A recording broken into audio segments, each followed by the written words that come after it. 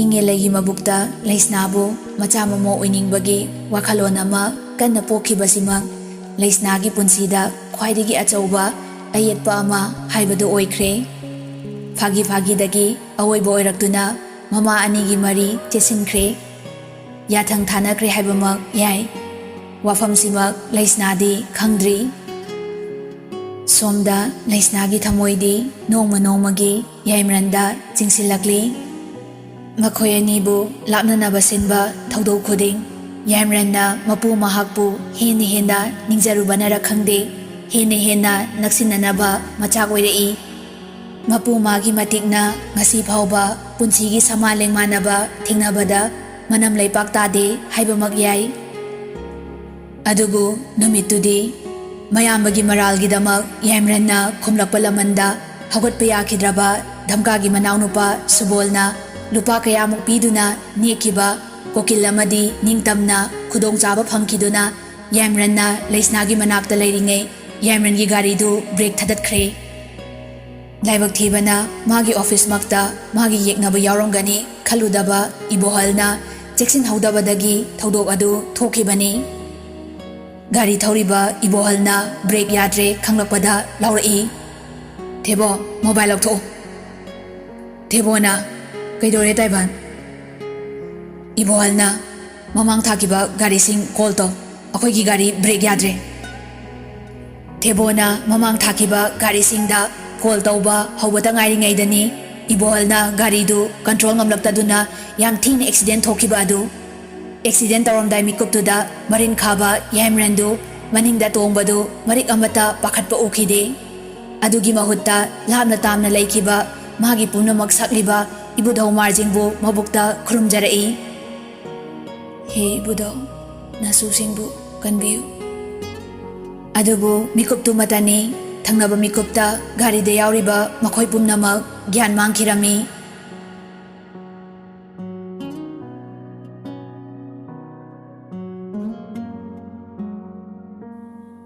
ꯌꯥꯏꯃꯔꯟꯅ ꯒ꯭ꯌꯥꯟ ꯂꯥꯛꯄꯗ ꯃꯍꯥꯛ ꯍꯣꯁꯄꯤꯇꯥꯜꯒꯤ ꯕꯦꯗꯇ ꯍꯤꯞꯇꯨꯅ ꯂꯩꯔꯝꯃꯤ꯫ ꯃꯍꯥꯛꯅ ꯏꯍꯥꯟ ꯍꯥꯟꯅ ꯅꯤꯡꯁꯤꯡꯂꯛꯄꯗ ꯀꯧꯔꯛꯏ, "ꯇꯥꯏꯕꯟ, ꯇꯥꯏꯕꯟꯗꯤ"꯫ ꯁꯤ ꯍꯥꯏꯗꯨꯅ ꯍꯧꯒꯠꯀꯦ ꯇꯧꯔꯛꯏ꯫ ꯑꯗꯨꯕꯨ ꯉꯝꯗ꯭ꯔꯦ, ꯃꯔꯝꯗꯤ ꯃꯥꯒꯤ ꯑꯣꯏ ꯊꯪꯕ ꯀꯣꯂꯔ ꯕꯣꯟꯗꯨ ꯅꯥꯟꯊꯣꯛꯂꯝꯂꯦ꯫ ꯀꯣꯛꯇꯁꯨ ꯈꯔ ꯁꯣꯛꯈ꯭ꯔꯦ꯫ ꯑꯗꯨꯕꯨ ꯃꯄꯥꯟꯗ ꯈꯛꯇꯃꯛ ꯁꯣꯛꯄꯅ ꯃꯅꯨꯡꯗꯤ ꯊꯣꯏꯅ ꯌꯧꯗ꯭ꯔꯦ꯫ ꯃꯅꯥꯛꯇ ꯂꯦꯞꯂꯝꯕ ꯕꯣꯏꯆꯥꯅ ꯍꯥꯏꯔꯛꯏ, "ꯗꯥꯏꯔꯟ, ꯄꯣꯊꯥꯕꯤꯌꯨ, ꯀꯩꯁꯨ ꯊꯣꯏꯗꯣꯛꯄ ꯇꯧꯔꯔꯣꯏ"꯫ ꯌꯥꯏꯃꯔꯟꯅ ꯐꯤꯡꯅ ꯍꯪꯂꯛꯏ, "ꯇꯥꯏꯕꯟꯗꯤ"꯫ ꯕꯣꯏꯆꯥꯅ ꯇꯞꯅ ꯍꯥꯏꯔꯛꯏ, "ꯇꯥꯏꯕꯟꯒꯤ ꯐꯤꯕꯝ ꯈꯖꯤꯛꯇꯪ ꯂꯨꯔꯦ ꯗꯥꯏꯔꯟ꯫ ꯕ꯭ꯔꯦꯟꯗ ꯏ ꯑꯁꯤꯕ ꯆꯪꯂꯦ꯫ ꯊꯕꯥꯛꯀꯤ ꯁꯔꯨ ꯑꯃꯁꯨ ꯇꯦꯛꯂꯦ ꯍꯥꯏꯅ ꯗꯣꯛꯇꯔꯅ ꯍꯥꯏꯔꯤ"꯫ ꯌꯥꯏꯃꯔꯟꯅ ꯐꯤꯡꯅ ꯍꯥꯏꯔꯛꯏ, "ꯑꯩ ꯍꯧꯒꯠꯀꯦ ꯕꯣꯏꯆꯥ, ꯑꯩ ꯇꯥꯏꯕꯟꯒꯤ ꯃꯅꯥꯛꯇ ꯆꯠꯀꯦ꯫ ꯊꯦꯕꯣꯗꯤ"꯫ ꯕꯣꯏꯆꯥꯅ, "ꯃꯥꯗꯤ ꯌꯦꯠ ꯊꯪꯕ ꯈꯨꯗꯥꯡꯒꯤ ꯁꯔꯨꯗꯨ ꯅꯥꯟꯊꯣꯛꯄ ꯅꯠꯇꯅ ꯑꯇꯩꯗꯤ ꯊꯣꯏꯗꯣꯛꯄ ꯇꯧꯗ꯭ꯔꯦ"꯫ ꯌꯥꯏꯃꯔꯟꯅ, "ꯇꯥꯏꯕꯟꯒꯤ ꯗꯣꯛꯇꯔ ꯀꯅꯥꯅꯣ"꯫ ꯕꯣꯏꯆꯥꯅ, "ꯅ꯭ꯌꯨꯔꯣꯁꯔꯖꯟ ꯃꯥꯂꯦꯝꯉꯥꯟꯕꯅꯦ"꯫ ꯌꯥꯏꯃꯔꯟꯅ, "ꯑꯩꯅ ꯎꯅꯅꯤꯡꯉꯦ ꯍꯥꯏꯔꯨꯆꯣ"꯫ ꯕꯣꯏꯆꯥꯅ, "ꯐꯒꯅꯤ ꯗꯥꯏꯔꯟ"꯫ ꯕꯣꯏꯆꯥꯗꯨ ꯊꯣꯛꯈ꯭ꯔꯦ꯫ ꯌꯥꯏꯃꯔꯟꯗꯨ ꯏꯕꯣꯍꯜꯒꯤꯗꯃꯛ ꯋꯥꯔꯛꯏ꯫ ꯃꯔꯣꯜ ꯑꯍꯨꯝꯁꯤꯗ ꯃꯥꯅ ꯃꯩꯔꯥ ꯆꯨꯈꯠꯇꯨꯅ ꯊꯤꯕꯗ ꯏꯕꯣꯍꯜꯒꯨꯝꯕ ꯐꯪꯂꯣꯏ ꯍꯥꯏꯅ ꯈꯜꯂꯛꯏ꯫ ꯑꯗꯨꯕꯨ ꯒꯥꯔꯤ ꯀꯔꯝꯅ ꯕ꯭ꯔꯦꯛ ꯁꯣꯏꯈꯤꯕꯅꯣ ꯍꯥꯏꯕꯗꯨ ꯀꯌꯥꯔꯛ ꯍꯟꯅ ꯈꯜꯂꯛꯏ꯫ ꯃꯍꯥꯛ ꯇꯁꯦꯡ ꯇꯁꯦꯡꯅ ꯅꯤꯡꯁꯤꯡꯂꯤ꯫ ꯑꯌꯨꯛꯇ ꯃꯥꯅ ꯖꯣꯒꯤꯡ ꯆꯠꯄꯒꯤ ꯍꯜꯂꯛꯄꯗ ꯒꯥꯔꯤꯗꯨ ꯐꯖꯅ ꯆꯦꯛ ꯇꯧꯔꯝꯕꯗ ꯀꯔꯤꯃꯠꯇ ꯁꯣꯏꯍꯧꯗꯕꯅꯤ꯫ ꯑꯗꯨꯗꯤ ꯀꯔꯝꯅ? ꯇꯟꯖꯥ ꯑꯗꯨꯗ ꯗꯣꯛꯇꯔ ꯆꯪꯂꯛꯏ꯫ "Sir Yaimaran, good evening". ꯌꯥꯏꯃꯔꯟꯅ, "ꯒꯨꯗ ꯏꯚꯤꯅꯤꯡ, ꯗꯣꯛꯇꯔ"꯫ ꯗꯣꯛꯇꯔ ꯑꯗꯨꯅ, "ꯀꯔꯤꯁꯨ ꯊꯣꯏꯗꯣꯛꯄ ꯇꯧꯕꯤꯗ꯭ꯔꯕ ꯅꯠꯇ꯭ꯔꯥ? ꯅꯨꯡꯉꯥꯏꯇꯕ ꯌꯥꯎꯕꯤꯔꯤꯕ꯭ꯔꯥ"? ꯌꯥꯏꯃꯔꯟꯅ, "ꯊꯣꯏꯗꯣꯛꯄ ꯂꯩꯖꯗ꯭ꯔꯦ, ꯆꯩꯅꯥꯁꯤꯡ ꯈꯔꯁꯤ ꯅꯠꯇꯅ"꯫ ꯗꯣꯛꯇꯔ ꯑꯗꯨꯅ, "ꯏꯁꯣꯔꯒꯤ ꯊꯧꯖꯥꯜꯅꯤ, ꯑꯩꯕꯨ ꯀꯧꯕꯤꯕꯕꯨ"꯫ ꯌꯥꯏꯃꯔꯟꯅ, "ꯑꯩꯅ ꯀꯧꯖꯔꯤꯁꯤ ꯑꯩꯒꯤ ꯅꯠꯆꯗꯦ, Taiwan haibadi ai tada ibolgi condition sibu doctor aduna o magidi khasitang phibam si luna lairi haiba ngamdri adubu adongi mamal yam yamba mini khangjaduna aina ai angamba thakdadi honazari Yamranna doctor changadaba pumba changanbiu Taiwangi tawaidi kanbiu Doctor aduna noklaga harai isor khoramsi madu hairam laga doctor du thokre boicha su inakre Yamran mathanta ngai hore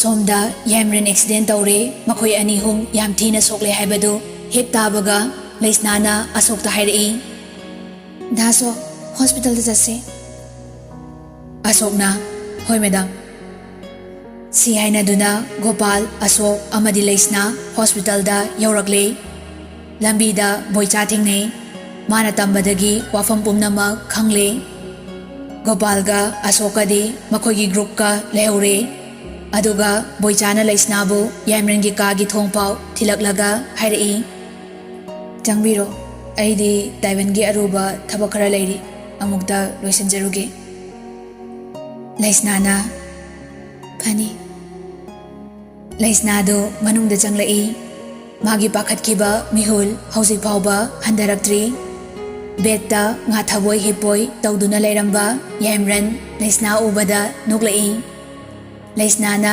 changsilaktuna Yamran bu yenglai hausiktada magi phungatkiba thamoidu hantaraktuna mapi tarai changsilaktuna pungna makau thoklaga Yamran gi mamaida makhut machaduna nanbirai magi mataududa ngaklaba Yamranna nasingu molaba magi khosaduna nalakpada mamit uisankre leisnana tapna hanglai yamna abra kai kaida soklino sir leisnagi atapo khonjeldu taraga Yamranna momon noktuna harai nadeda nangna nalakpada loina fagre leisna mapi ira chenduna harai ai kyam pakhatli nang khangbra Yamranna amukasu noklaga harai ai nungside haidane kaigi wakaliba leisnadu mapi tapna tarai Yamranna tapna harai ye karigi kapiba aina kaptraga nangna kapiduna kaigi noba leisnadu khangaude Yamran gi mathada tapna changsinkre aduga tapna chetna konsinkre chaina khara phawbadu phaw hek phawdaba gumkre Yamrandi magi mataududa pungau ngaukre walang amata ngangkidre sangsar pumba chap lepkhibagum khalai leisna mapi tana tana Yamran bu chetna konduna harai nungsi ai sarbu yamna nungsi Yamran handaksu khomakte subnatagi yet thangba makhut namaduna thangatlaga leisnabu mana ngamjabi thakta chetna kolai leisnana makha tarai matungdagi sigumba pause aingonda tahanbiganu ai tomta sige tawe haba aigidi sarna ahanbani aroibasu hoigani si hairaga leisnadu hi glauna kaplai Yamrandu nungsiba harauba pumnamakna masadu loina sumjinkre mathada leiriba leisnada mangaktu hantaraktuna haifet yenglai aduga magi khadangna leisnagi laibakta thenglai anidu ngahak pumnamakpu kauthokduna sangsaramada leikre ngahak leiraga leisnana hanglai break tubu chekamta tahoudraba Yamranna ayukta karisu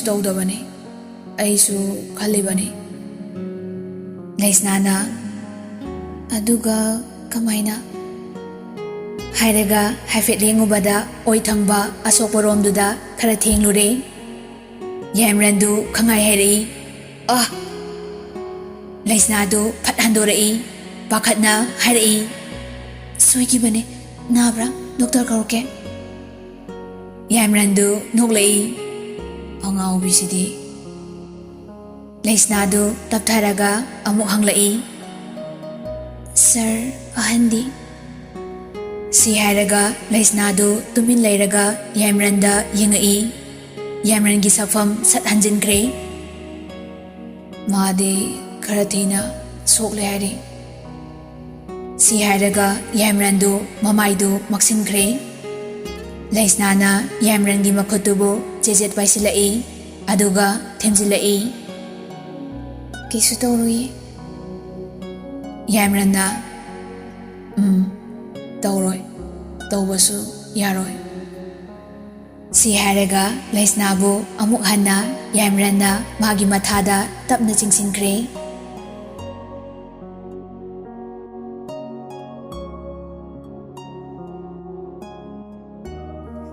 ꯂꯩꯁꯅꯥ ꯃꯌꯨꯝꯗ ꯍꯦꯛ ꯍꯜꯂꯛꯄꯒ ꯃꯐꯤ ꯃꯔꯣꯜ ꯁꯠ ꯍꯣꯡꯗꯣꯛꯏ, ꯑꯗꯨꯒ ꯃꯄꯥꯟꯗ ꯊꯣꯛꯂꯛꯏ꯫ ꯃꯥꯒꯤ ꯂꯩ ꯁꯦꯝꯐꯝꯗꯨꯗ ꯂꯥꯛꯏ꯫ ꯃꯥꯒꯤ ꯄꯨꯛꯅꯤꯡ ꯇꯁꯦꯡꯅ ꯂꯩꯇꯥꯗ꯭ꯔꯦ꯫ ꯌꯥꯏꯃꯔꯟꯕꯨ ꯀꯔꯝꯅ ꯍꯔꯥꯎꯍꯟꯒꯅꯤ, ꯅꯨꯡꯉꯥꯏꯍꯟꯒꯅꯤ, ꯄꯣꯊꯥꯍꯟꯒꯅꯤ, ꯃꯁꯤꯗꯅꯤ ꯍꯧꯖꯤꯛ ꯃꯥꯅ ꯈꯜꯂꯛꯂꯤꯕ꯫ ꯂꯩꯁꯤꯡꯗꯨ ꯀꯣꯏꯌꯦꯡ ꯌꯦꯡꯉꯛꯏ꯫ ꯂꯩꯁꯤꯡꯗꯨ ꯑꯁꯥꯠꯄꯁꯨ ꯌꯥꯎꯔꯦ, ꯁꯥꯠꯇꯕꯁꯨ ꯌꯥꯎꯔꯦ꯫ ꯌꯥꯏꯐꯗꯨ ꯃꯆꯦ ꯂꯥꯛꯈ꯭ꯔꯦ ꯈꯪꯈꯤꯕꯅꯤ, ꯑꯗꯨꯕꯨ ꯋꯥꯂꯥꯡ ꯑꯃꯠꯇ ꯉꯥꯡꯂꯝꯗꯕꯗꯨꯗ ꯃꯆꯦꯕꯨ ꯊꯤꯔꯛꯏ꯫ ꯂꯩ ꯃꯈꯣꯡꯗ ꯃꯆꯦꯅ ꯎꯡꯂꯒ ꯂꯩꯕꯗꯨ ꯎꯕꯗ ꯌꯥꯏꯐꯅ, ꯏꯆꯦ? ꯂꯩꯁꯅꯥꯅ, ꯌꯥꯏꯐꯅ, ꯀꯩ ꯈꯜꯂꯤꯅꯣ? ꯂꯥꯛꯄꯒ ꯁꯤꯗ ꯂꯩꯔꯝꯃꯤꯁꯤꯅ? ꯑꯣꯔꯗꯔ ꯂꯩꯕ꯭ꯔꯣ? ꯒꯝꯂꯥꯁꯦ ꯍꯟꯗꯛꯇꯤ ꯐꯖꯅ ꯆꯠꯂꯤ, ꯑꯃꯃꯝ ꯑꯅꯤ ꯁꯨꯝ ꯂꯧꯈꯤꯕꯅ꯫ ꯂꯩꯁꯅꯥꯅ, ꯅꯪ ꯂꯥꯛꯄ ꯌꯥꯝ ꯐꯔꯦ, ꯆꯠꯂꯣ, ꯏꯆꯦꯅ ꯃꯅꯤꯡꯗ ꯇꯣꯉꯥꯟꯅ ꯊꯝꯕ ꯒꯝꯂꯥ ꯈꯔ ꯂꯩꯕꯗꯣ ꯁꯤꯗ ꯑꯃꯨꯛꯇ ꯄꯨꯔꯛꯎꯅꯦ꯫ ꯌꯥꯏꯐꯅ, ꯏꯆꯦꯅ ꯇꯣꯉꯥꯟꯅ ꯈꯟꯗꯣꯛꯂꯒ ꯊꯝꯕꯗꯨꯔꯣ? ꯂꯩꯁꯅꯥꯅ, ꯍꯣꯏ ꯃꯤ꯫ ꯌꯥꯏꯐꯅ, ꯀꯔꯝꯕ ꯄꯨꯔꯛꯑꯣ ꯍꯥꯏꯅꯣ? ꯂꯩꯁꯅꯥꯅ, ꯂꯣꯏꯅ ꯄꯨꯔꯛꯑꯣ꯫ ꯌꯥꯏꯐꯅ, ꯍꯣꯏ ꯑꯗꯣ ꯀꯩꯅꯣ, ꯑꯗꯨꯗꯤ ꯏꯆꯦꯅ ꯌꯣꯜꯂꯣꯏ ꯍꯥꯏꯗꯥꯏꯅꯦ, ꯌꯣꯜꯂꯗꯣꯏꯔꯣ? ꯂꯩꯁꯅꯥꯅ, ꯍꯣꯏ ꯄꯨꯔꯛꯑꯣ, ꯆꯠꯂꯣ ꯃꯤ꯫ ꯌꯥꯏꯐꯅ, ꯍꯣꯏ꯫ ꯌꯥꯏꯐ ꯆꯠꯈ꯭ꯔꯦ꯫ ꯂꯩꯁꯅꯥꯗꯨ ꯍꯥꯏꯐꯦꯠ ꯑꯃꯨꯛ ꯑꯇꯩ ꯒꯝꯂꯥꯁꯤꯡꯗꯨꯗ ꯌꯦꯡꯉꯤ, ꯀꯨꯟꯗꯥꯂꯩꯁꯤꯡꯗꯨꯗ ꯑꯃꯨꯛ ꯌꯦꯡꯉꯤ꯫ ꯅꯧꯅ ꯊꯥꯒꯠꯄ ꯀꯨꯟꯗꯥꯂꯩ ꯈꯔꯗꯨ ꯄꯣꯝꯕ ꯌꯥꯎ, ꯁꯥꯠꯄ ꯌꯥꯎ ꯇꯧꯔꯤ꯫ ꯇꯟꯖꯥꯗꯨꯗ ꯌꯥꯏꯐꯁꯨ ꯒꯝꯂꯥꯁꯤꯡꯗꯨ ꯁꯨꯝ ꯊꯥꯡꯂꯛꯂꯤ꯫ ꯐꯅ ꯀꯨꯏꯅ ꯉꯥꯏꯍꯥꯛ ꯊꯥꯡꯂꯛꯂꯕ ꯃꯇꯨꯡ ꯒꯝꯂꯥꯗꯨ ꯂꯣꯏꯅ ꯁꯨꯔꯦ꯫ ꯃꯗꯨꯒꯤ ꯒꯝꯂꯥꯁꯤꯡꯗꯨ ꯂꯩꯁꯅꯥꯅ ꯌꯣꯟꯗꯕꯤ ꯃꯥꯒꯤ ꯑꯣꯏꯅ ꯐꯖꯅ ꯂꯨꯅ ꯇꯧꯗꯨꯅ ꯊꯝꯖꯕꯅꯤ꯫ ꯂꯩꯁꯅꯥꯅ, ꯍꯥꯏꯗ꯭ꯔꯦꯟꯖꯤꯌꯥ ꯑꯉꯧꯕꯒꯤ ꯒꯝꯂꯥ ꯑꯅꯤꯗꯨ ꯁꯤꯗ ꯄꯨꯁꯤꯜꯂꯛꯎꯅꯦ꯫ ꯌꯥꯏꯐꯅ ꯃꯆꯦꯅ ꯍꯥꯏꯔꯤꯕ ꯂꯩꯗꯨ ꯄꯨꯁꯤꯜꯂꯛꯏ꯫ ꯐꯖꯔꯦꯍꯦ ꯏꯆꯦ, ꯒꯝꯂꯥꯁꯤꯗ ꯄꯥꯝꯕꯤꯁꯤꯃ ꯂꯩ ꯉꯥꯛꯇ ꯉꯥꯏꯔꯦ, ꯃꯅꯥꯒ ꯑꯝꯇ ꯎꯗ꯭ꯔꯦ꯫ ꯏꯆꯦ, ꯁꯤꯒꯤ ꯑꯉꯧꯕ ꯆꯥꯔꯁꯤꯡꯗꯣ ꯂꯩ ꯁꯥꯠꯇ꯭ꯔꯤꯕꯣ? ꯂꯩꯁꯅꯥꯅ, ꯁꯥꯠꯄ ꯑꯃꯅꯤ ꯌꯥꯎꯔꯕꯅꯦ, ꯑꯇꯩꯗꯤ ꯁꯥꯠꯇ꯭ꯔꯤ꯫ ꯍꯟꯗꯛꯁꯦ ꯅꯨꯡꯁꯥꯁꯨ ꯀꯌꯥ ꯅꯥꯇꯩ ꯆꯥꯅ ꯊꯣꯛꯇꯕꯁꯤꯗ ꯕꯦꯔꯥ ꯀꯥꯔꯦ꯫ ꯌꯥꯏꯐꯅ, ꯅꯨꯡꯁꯥ ꯌꯥꯝ ꯊꯣꯛꯇ꯭ꯔꯗꯤ ꯌꯥꯗ꯭ꯔꯣ ꯍꯥꯏꯁꯦ? ꯂꯩꯁꯅꯥꯅ, ꯁꯤꯃꯗꯤ ꯏꯁꯤꯡ ꯇꯣꯏꯅ ꯆꯥꯏꯕꯤꯒꯗꯕꯅꯤ, ꯆꯣꯠ ꯂꯥꯎꯅ ꯊꯝꯒꯗꯕꯅꯤ ꯂꯩꯕꯥꯛꯁꯦ, ꯑꯗꯨꯕꯨ ꯅꯨꯡꯁꯥꯁꯨ ꯐꯨꯜꯗ ꯐꯪꯍꯟꯒꯗꯕ꯫ ꯅꯨꯡꯁꯥ ꯐꯨꯜꯗ ꯄꯤꯔꯤꯕ ꯃꯇꯤꯛ, ꯂꯩꯕꯥꯛꯁꯤ ꯆꯣꯠꯂꯤꯕ ꯃꯇꯤꯛ ꯃꯥꯁꯨ ꯐꯖꯅ ꯁꯥꯠꯀꯅꯤ꯫ ꯎꯔꯨꯝꯗꯤ ꯃꯔꯛꯇ ꯈꯤꯇꯪ ꯐꯪꯍꯟꯒꯗꯧꯅꯤ꯫ ꯁꯤ ꯍꯥꯏꯔꯒ ꯂꯩꯁꯅꯥꯅ ꯂꯩꯗꯨ ꯑꯃꯣꯠ ꯑꯀꯥꯏ ꯌꯥꯎꯕ꯭ꯔꯥ ꯍꯥꯏꯅ ꯐꯖꯅ ꯌꯦꯡꯉꯤ꯫ ꯃꯥꯅ ꯅꯨꯡꯇꯤꯒꯤ ꯁꯦꯟꯅꯕꯅꯤꯅ ꯌꯥꯎꯗ꯭ꯔꯦ꯫ ꯑꯃꯨꯛ ꯍꯥꯏꯔꯛꯏ, ꯋꯥꯏꯠ ꯔꯣꯁꯁꯤꯒ ꯂꯩꯍꯥꯎꯁꯤꯒꯁꯨ ꯄꯨꯔꯛꯑꯣ꯫ ꯌꯥꯏꯐꯅ ꯂꯩꯁꯤꯡꯗꯨ ꯑꯃꯨꯛ ꯄꯨꯔꯛꯏ꯫ ꯉꯥꯏꯈꯣꯅꯦ, ꯏꯆꯦꯒꯤꯁꯦ ꯀꯩꯗꯧꯗꯣꯏꯅꯣ? ꯑꯉꯧꯕ ꯉꯥꯛꯇ꯫ Laisnana migini. Yaifana kanage. Laisnana hangkraponi gift ni gift. Yaifana is mamalyamba potlairaga pige haidadana kamla pidoiba. Laisnana selyamna thadaraga leiba pot pamba minate. Icham chamba mabu harawangadaba ingangadaba pot pamba mini. Nangna kangpunate. Yaifana gift pibabu angaw bangagta pinabro. Rose kasi machuatay bari dalay risi tawbayadro. Laisnana angaw balayda ngaw mini. Yaifana atopalay machu pamdaba. Laisnana white is the classic symbol of perfection kaido kangdra gadani nang. Yaifana is aibu gada kaina ado kananong mido. Tanjaduda malemsu lai is aina kaida chakragena thiraga. Yaifana tamo ichegi laisemine gift pine ye akoinaga sopoyadaba laisingdo mingonda gift pithokrane ye. Malemdu praprap changsilaklaga machega manawgagi manakta fami. Malemna asengkiroije. Laisnana Malemna kana akhoi phau soke yadraga kanada pidoiba akhoi dagi hena maruoibaga leirabo haisiba. Laisnadu malemda yingi aduga chairei heikraponi wangangbadi 12 tu loiraga lo tamuna aduna pakchani. Malemna ngamjararoi. Laisnana kidobagya. Malemna kalen ningthamtha khaidagai aibu kot amuba maga hatopirage hairo. Yaifana phanagu pakchani. Malemna shini henang. Yaifana kibide chawbasu aiga manai. Malemna phuradi phasana phuni aina tawbidabani. Laisnana yare to taningde khatnarakano aina oina animak setrakani. Anidu tumin tumin lei. Yaifana lona mayambagi nakongda solai. Akhoi ahumdai pikpadi akhoi chena hen hele adubu powerdi mani pai pai. Malemdu noklai. Laisnana khangdabanina hangai.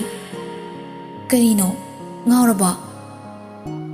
Malemna iche kanade mamdringai sida gamla anoba kharasimgasi. Laisnana nueni pami macha singdo phuglaga plastic macha duda semdokpa horo hana. Anidu punna khomlai. Hoise hogatuna semba hokre.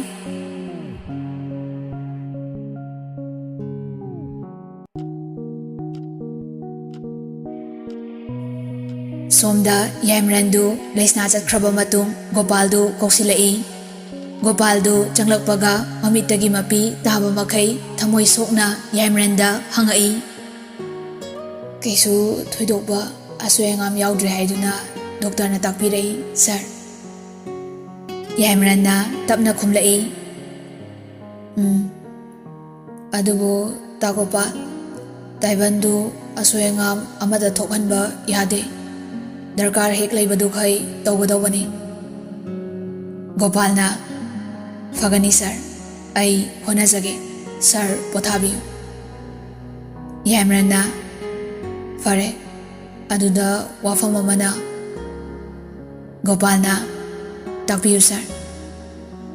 Meerangna aigi gari si ayuk chalamdaida aina pumnamak check fazana tawkibani.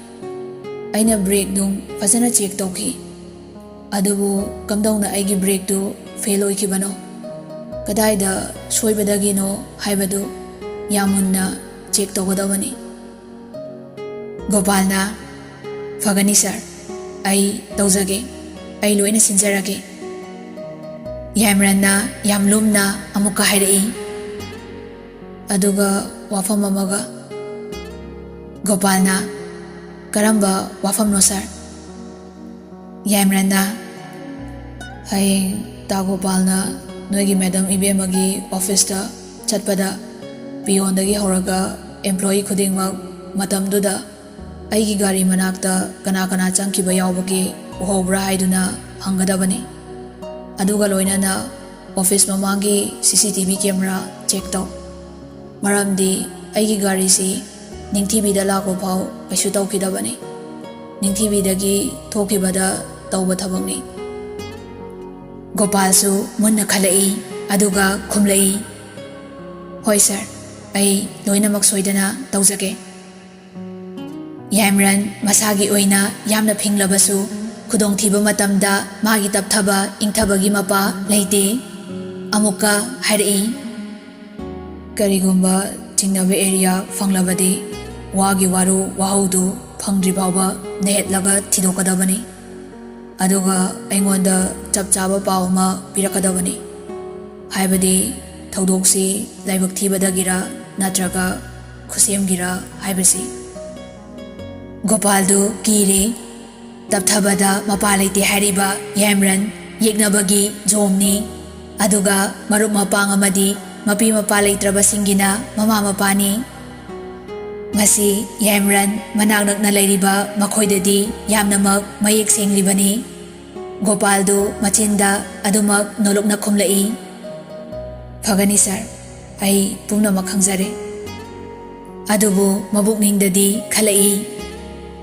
karam thoklagaba maramdi soklibasi Yamrangi taiban ibohalni Yamranna amuka Gopalda hairei nakhoi ahalni nakhoi ne hena khanglibani miyoibagi thamoida kanagumba amana kanagumba amabu kalakpa phawkibadagi tholakpa thodok natraga ngangakpa lon khudingmak afaba amata oide karigumba thodok asi mahausagi laibak thiba oramlabadi phai adubu nalamdrabadi tawriba mahak adu lamai chakpa thingnaruba sajina nongjabi ubada kiduna cheli haibadu nakoi tarba natra madumakni tawgadaba Gopalna tapna hairei ai bhab tajare sir Yamranna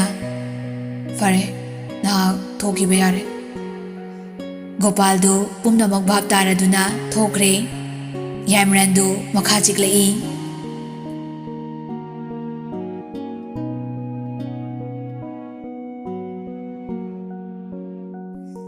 nungdang thabak pumnamak loiraga Laisnadu mahikada lai hek lakpaga mobile du paikhatli 5 messages ka 1 miss video call amaga leirami messages singdu parai abe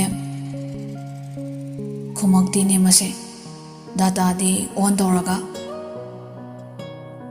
abe ma noi tamo masangam de se nang khangdro haibani masi kai chalino masibo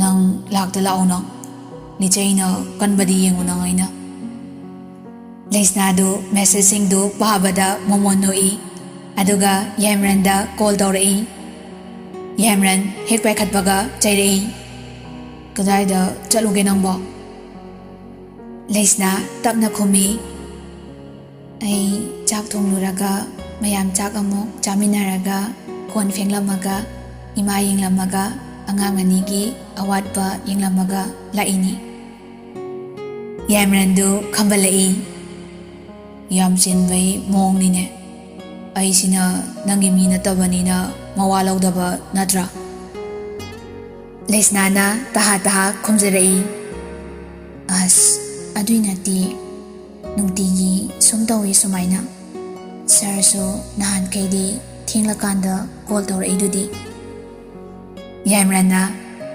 adu ada khangde ai masangamdana lei haise nang khangdabra sini Laisnadu mathwai nungaitana hairei ꯃꯊꯪꯗꯩꯗꯤ ꯃꯣꯕꯥꯏꯜꯁꯦ ꯄꯥꯏꯔꯒ ꯊꯕꯛ ꯇꯧꯔꯒꯦ. ꯌꯥꯏꯃꯔꯟꯗꯨ ꯈꯣꯟꯖꯦꯜꯗꯨ ꯇꯥꯕꯗ ꯃꯊꯃꯣꯏ ꯄꯪꯂꯥꯡꯗ ꯂꯥꯡꯉꯤ. ꯃꯊꯪꯗꯩꯗꯤ ꯑꯗꯨꯝ mobile ꯄꯥꯏꯒꯗꯕ. ꯑꯗꯣ ꯑꯩ ꯆꯝꯐꯨꯠ ꯌꯥꯝ ꯆꯥꯅꯤꯡꯉꯦ. ꯅꯪ ꯍꯌꯦꯡ ꯂꯥꯛꯄꯗ ꯆꯝꯐꯨꯠ ꯄꯨꯔꯛꯑꯣ. ꯂꯩꯁꯅꯥꯅ ꯍꯔꯥꯎꯅ ꯍꯪꯖꯔꯛꯏ. ꯀꯔꯝꯕꯒꯤꯅꯣ? ꯌꯥꯏꯃꯔꯟꯅ ꯅꯪꯅ ꯁꯦꯝꯅꯤꯡꯕ ꯑꯃ ꯍꯦꯛꯇ ꯌꯥꯏ. ꯂꯩꯁꯅꯥꯅ ꯆꯝꯐꯨꯠꯇꯪꯂꯣ, ꯑꯇꯩꯗꯤ? ꯌꯥꯏꯃꯔꯟꯗꯨ ꯅꯣꯛꯂꯛꯏ.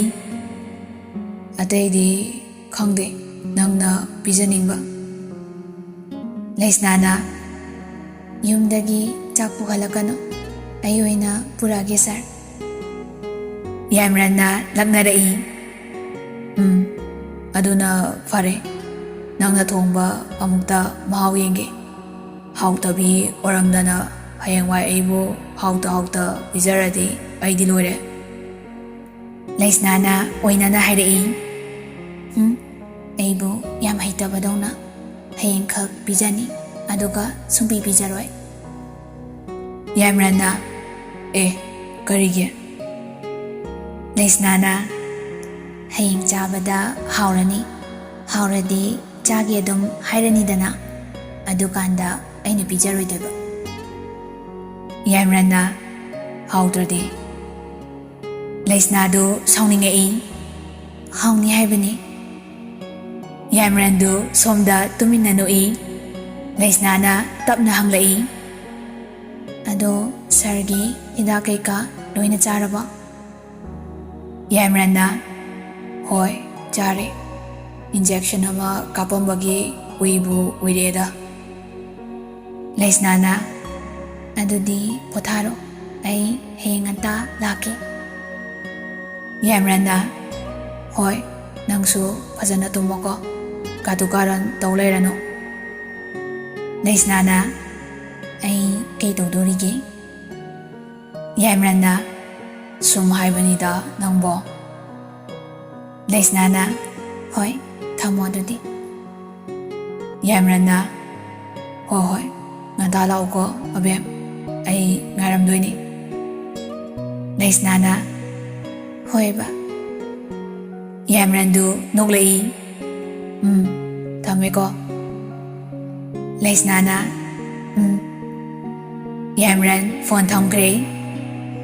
ꯇꯨꯝꯕꯗꯤ ꯂꯥꯏꯔꯗꯅ ꯂꯩꯁꯅꯥꯗꯨ ꯆꯥꯛꯈꯨꯝꯗ ꯍꯥꯟꯅ ꯆꯦꯟꯁꯤꯜꯂꯛꯏ. ꯀꯩꯀꯩ ꯂꯩꯒꯦ ꯌꯦꯡꯉꯤ. ꯃꯊꯟꯇ ꯁꯣꯜꯂꯛꯏ. ꯑꯗꯨꯗꯤ ꯍꯌꯦꯡ ꯑꯌꯨꯛ ꯉꯟꯇꯥ ꯑꯋꯥꯠꯄꯈꯩ ꯂꯩꯔꯨꯔꯕ. ꯃꯊꯟꯇ ꯑꯃꯨꯛ ꯃꯣꯃꯣꯟ ꯅꯣꯛꯂꯒ ꯃꯈꯨꯠ ꯑꯅꯤꯗꯨ ꯄꯥꯏꯁꯤꯟꯅꯔꯒ ꯁꯣꯜꯂꯛꯏ. ꯑꯁꯨꯛ ꯌꯥꯝ ꯅꯨꯡꯁꯤꯕ ꯍꯅꯨꯕꯁꯤꯕꯨ ꯀꯩꯅꯣ? ꯊꯥꯏꯅ ꯀꯤꯔꯝꯕ ꯃꯌꯥꯝꯗꯣ ꯂꯣꯏ ꯃꯥꯡꯈ꯭ꯔꯦ ꯁꯩꯇ.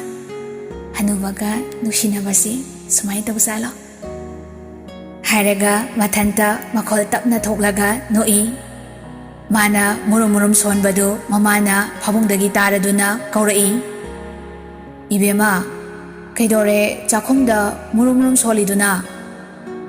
ꯂꯩꯁꯅꯥꯗꯨ ꯈꯪꯄ꯭ꯔꯦꯛ ꯈꯪꯉꯤ. ꯏꯃꯥ, ꯀꯩꯝ ꯅꯠꯇꯦ, ꯇꯨꯝꯃꯨꯔꯒꯦ. ꯑꯗꯨ ꯍꯥꯏꯔꯝꯂꯒ ꯂꯩꯁꯅꯥꯗꯨ ꯑꯃꯨꯛ ꯆꯦꯜꯂꯛꯂꯒ ꯐꯃꯨꯡꯗ ꯐꯟ ꯆꯣꯡꯈꯠꯇꯨꯅ ꯍꯤꯞꯊꯈ꯭ꯔꯦ.